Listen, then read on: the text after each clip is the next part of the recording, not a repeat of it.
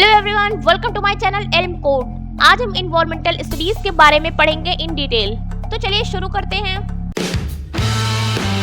Starting from the ecosystem. Ecosystem का मतलब होता है एक ऐसा सिस्टम जिसमें लिविंग दैट इज बायोटिक और नॉन लिविंग एबायोटिक चीजें आपस में इंटरेक्ट करती हैं। जैसे एक जंगल में पेड़ पौधे, जानवर, मिट्टी, पानी, हवा सब एक इकोसिस्टम का पार्ट है। इसके टाइप्स होते हैं फॉरेस्ट इकोसिस्टम। फॉरेस्ट इकोसिस्टम में पेड़ पौधे, जानवर, इंसेक्ट और माइक्रो ऑर्गेनिज्म एक साथ रहते हैं और नेचर के रूल के हिसाब से इंटरेक्ट करते हैं।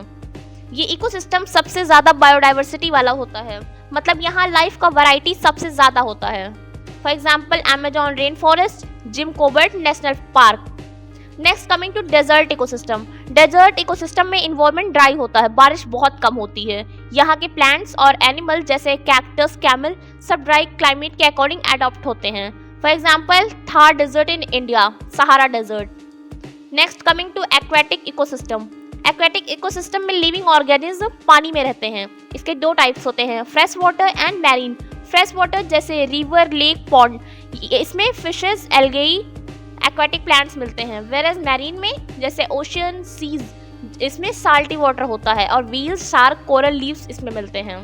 For example Ganga river is fresh water, Arabian sea is marine. Next slide is biodiversity and conservation. Biodiversity का मतलब है प्रकृति में पाए जाने वाले लिविंग ऑर्गेनिज्म की वैरायटी। ये 3 लेवल पर होती हैं, species diversity, ecosystem diversity and genetic diversity. It is used in medicines, agriculture, also in ecosystem stability. इसके थ्रेट्स हैं pollution, deforestation and poaching. Pollution, जब एयर, वाटर या सॉइल पॉल्यूटेड होती हैं तो एनिमल्स और प्लांट्स का नेचुरल हैबिटेट खराब हो जाता है, इससे उनका जीना मुश्किल हो जाता है। फॉर एग्जाम्पल रिवर में केमिकल वेस्ट गिराने से एक्वेटिक लाइफ मर जाते हैं। डिफॉरेस्टेशन, जब ज़्यादा पेड़ कटते हैं तो जंगल में रहने वाले जानवरों को घर टूट जाता है, उनकी स्पीशीज एक्सटिंक्ट होने लगती हैं। फॉर एग्जाम्पल अमेजॉन जंगल की कटिंग से वाइल्ड लाइफ डायरेक्टली इफेक्ट होती है। Next is conservation, in situ and ex situ. In situ nature के अंदर जैसे national park, wildlife sanctuaries, and ex situ बाहर प्रोटेक्ट करना जैसे कि zoo, seed bank. Next slide is natural resources. हमारे आसपास जो भी यूजफुल चीज़ें होती हैं उन्हें कहते हैं नेचुरल रिसोर्सेज। इसके टाइप्स हैं renewable and non renewable. Renewable that means solar energy, wind energy, water, ये बार बार यूज हो सकती हैं। एंड नॉन रिन्यूएबल जो एक बार यूज करके दोबारा यूज नहीं किया जा सकता, जो लिमिटेड होते हैं जैसे कि कोल, पेट्रोल और natural gas. Sustainable use. Sustainable use का मतलब होता है हम जितना कंज्यूम करते हैं उतना ही हमें वो चीज़ बचाना भी चाहिए ताकि हम एनवायरनमेंट में उसका बैलेंस मेंटेन रहे। For example roof top solar panel renewable source का बेस्ट यूज है। Next coming to environmental pollution. Pollution का मतलब है इन्वायरमेंट का डर्टी या हार्मफुल हो जाना। इसे हेल्थ और इकोसिस्टम दोनों पे असर होता है। इसके टाइप्स हैं एयर पोल्यूशन, जो हवा में हो जैसे कि व्हीकल्स, फैक्ट्रीज से। वाटर पोल्यूशन, जो कि पानी में हो जैसे कि सीवेज, ऑयल स्पिल से। सॉइल पोल्यूशन, जो मिट्टी में हो पेस्टिसाइड से और प्लास्टिक इधर उधर फेंकने से। देन नॉइज पोल्यूशन, जो तेज हवा से हो जैसे कि लाउड स्पीकर या ट्रैफिक से होता है जो।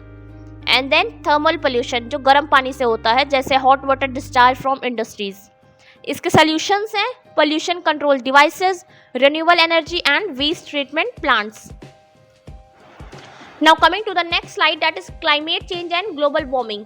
ग्लोबल वार्मिंग का मतलब है धरती का टेम्परेचर धीरे धीरे बदलना, मेनली ग्रीन हाउस गैसेस की वजह से।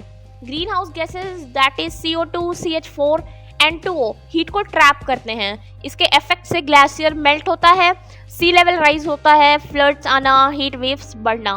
इसके सॉल्यूशंस हैं Paris agreement, reduce emissions, use clean energy. Now coming to the environmental policies and law. Environment को प्रोटेक्ट करने के लिए गवर्नमेंट ने कई लॉज बनाए हैं। Indian laws, environmental protection act, air act, water act, and here are few international laws that is Kyoto Protocol, reduce GHG, that means it is used in reducing greenhouse gases. Montreal Protocol, ozone layer protect करने में help करता है। Then stakeholders वो लोग या group होते हैं जो इन्वायरमेंट को अफेक्ट करते हैं या जिनके डिसीजन इन्वायरमेंट पे इम्पैक्ट डालते हैं, जैसे कि गवर्नमेंट हुआ है, NGOs, even we also. Now next coming to solid waste management. हर दिन हम वेस्ट जनरेट करते हैं, इस वेस्ट को प्रॉपर मैनेजमेंट होना ज़रूरी है। इसके टाइप्स हैं बायोडिग्रेडेबल, जो वेस्ट में डिग्रेड हो जाएं, that is food waste, and non biodegradable, जो वेस्ट में अनडिग्रेडेबल हों, जैसे कि plastic. Also e waste such as old phones और लैपटॉप। इसका मेथड्स हैं land filling, composting, recycling and incineration. Environment बचाने के लिए हम सबको 3 RS को फॉलो करना चाहिए, विच इज़ रिड्यूस, रीयूज और रिसाइकल। रिड्यूस कम करो, जो चीज़ें ज़रूरी नहीं है उसे कम करो ताकि वेस्ट कम हो और नेचुरल गैस रिसोर्सेज भी बचें। For example single use plastic बोतल की जगह स्टील बोतल यूज़ करना। रीयूज़ दोबारा यूज़ करो, जो चीज़ें एक बार यूज़ हो चुकी हैं उसे फिर से किसी काम में लाना, जैसे कि पुरानी टी शर्ट को क्लीनिंग क्लॉथ बना लेना।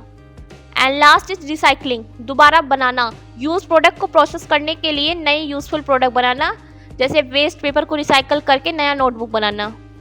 Next coming to sustainable development. Sustainable development का मतलब है हम आज का डेवलपमेंट इस तरीके से करें कि फ्यूचर जनरेशन की नीड्स पर कोई असर ना हो। मतलब हम डेवलपमेंट तो करें लेकिन नेचर और रिसोर्सेज को ख़त्म किए बिना। इसके प्रिंसिपल हैं इक्विटी, सभी लोगों को इक्वल राइट मिलना चाहिए, चाहे रिच हो या पुअर, सिटी हो या विलेज। हर किसी को clean water, clean air, education और एनर्जी मिलना चाहिए। देन कंजर्वेशन, नेचुरल रिसोर्सेज जैसे water, forest, fuel, wild life को प्रोटेक्ट करना ज़रूरी है ताकि फ्यूचर में भी लोग इसका यूज़ कर सकें। एप्रोप्रिएट टेक्नोलॉजी, ऐसी टेक्नोलॉजी का यूज़ करो जो इन्वायरमेंट को डैमेज ना करे, जैसे solar panel, rain water harvesting, electric vehicle. UN SDGs, sustainable development गोल।